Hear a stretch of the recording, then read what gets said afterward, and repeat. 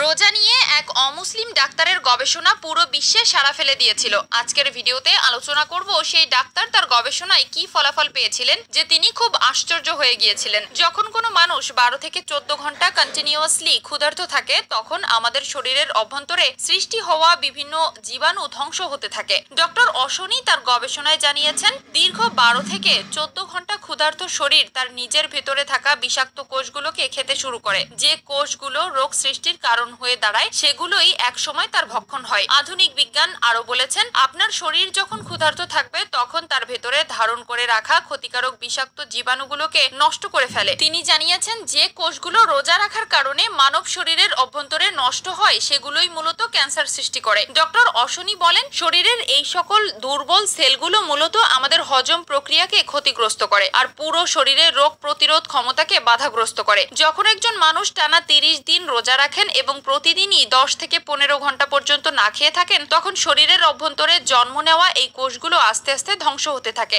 সাংবাদিকরা তাকে একবার জিজ্ঞেস করেছিল কতদিন পর্যন্ত ক্ষুধার্ত থাকা প্রয়োজন পুরো শরীরের সবগুলো বিষাক্ত কোষকে ধ্বংস করার জন্য। তখন তিনি উত্তরে বললেন যদি আপনারা বছরে কমপক্ষে 25 থেকে 30 দিন কন্টিনিউ ক্ষুধার্ত থাকেন তাহলে আপনার শরীরের অভ্যন্তরে ক্যান্সার সৃষ্টিকারী বিষাক্ত কোষগুলি কোনোভাবেই সৃষ্টি হতে পারবে না। তিনি বললেন একটি রোজা সাধারণত 12 থেকে 14 ঘন্টার হয়ে থাকে যা এই বিষাক্ত কোষগুলো ধ্বংস করার জন্য একদম পারফেক্ট। কেননা রোজার মধ্যে কোনো কিছু পানও করে না আবার কোনো কিছু খায়ও না আর আমাদের শরীর এই প্রসেসটি কমপ্লিট করতে 1 মাস সময় নিয়ে থাকে যা আল্লাহর 1 মাস রোজার মাধ্যমে প্রমাণ দিয়েছেন। রোজা প্র্যাকটিস করা মানুষদের ক্যান্সার হওয়ার সম্ভাবনা 0.1%, কিন্তু বেরোজগারীদের ক্যান্সার হওয়ার সংখ্যা দিন দিন বেড়েই চলেছে। রোজা রাখার ফলে 30 দিনে আমাদের শরীর পুরোপুরিভাবে বিষমুক্ত হয়ে যায়। বিষয়টি এমন যে রোজা রাখার ফলে সারা বছরে একবার আমাদের শরীর সম্পূর্ণরূপে মুক্ত এবং পরিষ্কার হয়ে যায়। আজ থেকে 1400 বছর আগে আল্লাহ রাব্বুল আলামিন প্রত্যেকটি মুমিনের উপর 30 দিন রোজা রাখা ফরজ করে দিয়েছেন। আল্লাহ বলেছেন তোমরা যদি রোজা নিয়ে গবেষণা করো দেখতে পারবে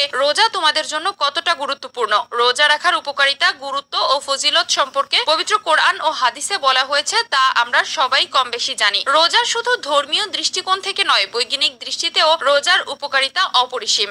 আসুন আমরা দেখি রোজা শরীরের জন্য কতটা উপকারী। রোজা থাকা অবস্থায় কমপক্ষে 15 ঘন্টা যাবতীয় খানাপিনা বন্ধ থাকে।